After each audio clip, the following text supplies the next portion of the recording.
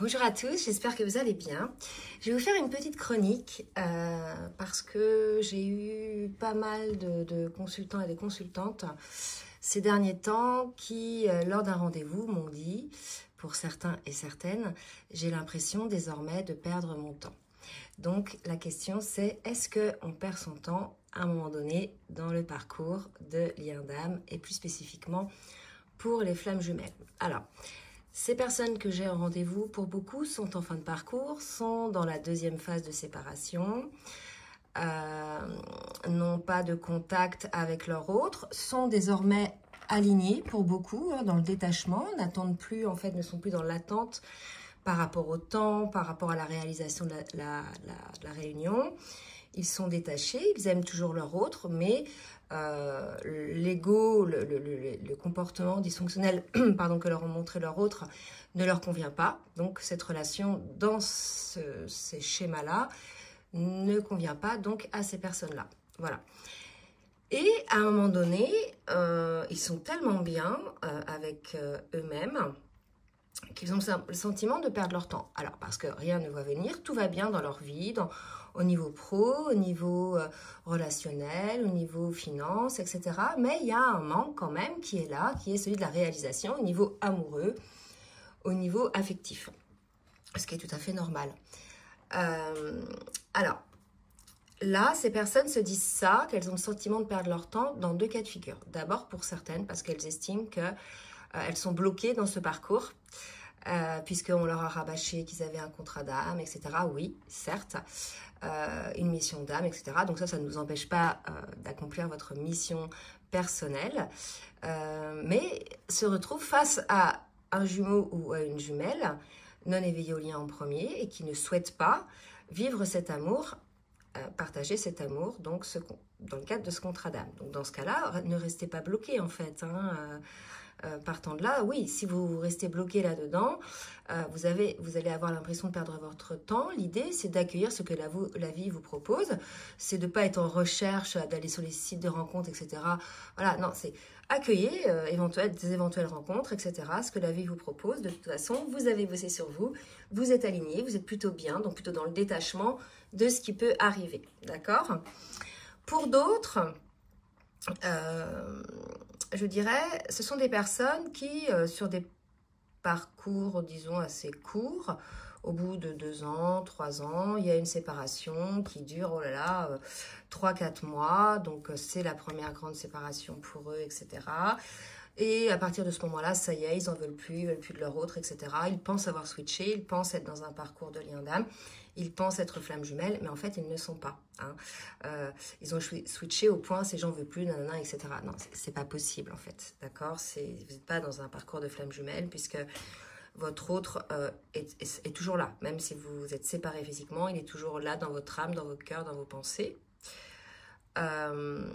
Voilà, vous avez ce lien, ça ne veut pas dire que vous allez concrétiser ce lien par une relation, d'accord?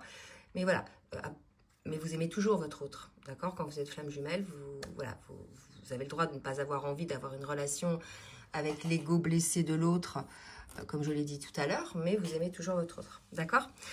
Donc voilà un petit peu, donc vous ne perdez pas votre temps en fait, parce que si vous regardez depuis le début du parcours, comment vous avez évolué, que ce soit les âmes éveillées au lien en premier ou bien les âmes non éveillées au lien en premier, vous avez beaucoup grandi, vous avez beaucoup évolué, vous avez guéri pour beaucoup sur des blessures qui vraiment vous freinaient dans la vie, d'accord? Vous vous êtes réalisé dans votre matière, pour beaucoup vous avez acquis une estime de soi, une confiance en soi que vous n'aviez plus, vous étiez plutôt en retrait, donc vous osez prendre votre place. Donc si vous regardez un petit peu tout ce qui s'est passé, pour beaucoup vous avez fait des choix professionnels, des choix de lieu de vie, des choix relationnels, etc., qui correspondent vraiment à qui vous êtes. Vous ne vous forcez plus de rien, vous vous accueillez comme tel que vous êtes et vous n'êtes plus dans le jugement, chacun vit ce qu'il a à vivre, vous êtes dans l'accueil du libre arbitre de chacun, je dirais, et aussi de votre autre. Voilà.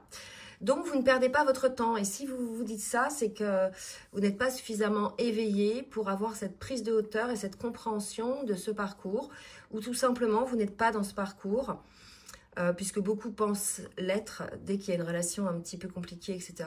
Voilà, tout le monde pense être flamme jumelle, mais ce n'est pas toujours le cas. C'est un parcours de, j'allais dire, de résistance, d'endurance. Au bout de, voilà, il y a quelque chose qui se passe. C'est quand on lâche les choses, quand on lâche, je dirais, le travail sur soi, etc.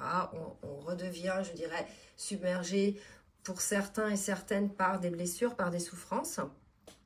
Et voilà, c'est pour ça qu'il faut cheminer, avancer pour soi. Alors la carotte, c'est effectivement la réunion au bout, mais voilà, la carotte doit être avant tout votre bien-être, votre unité, votre alignement, être bien dans votre vie, être bien dans vos choix de vie, être bien dans vos relations.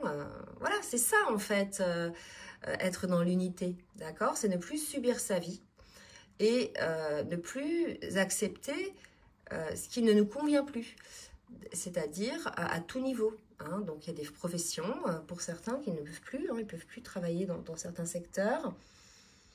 Il y a des schémas de vie avec de la famille, avec des amis, avec des collègues de travail aussi, c'est pareil, qui doivent changer pour certains et certaines, qui ne correspondent plus à qui elles sont ou qui ils sont. Et puis c'est pareil, hein, c'est-à-dire que vous êtes devenus l'un et l'autre deux personnes complètement différentes.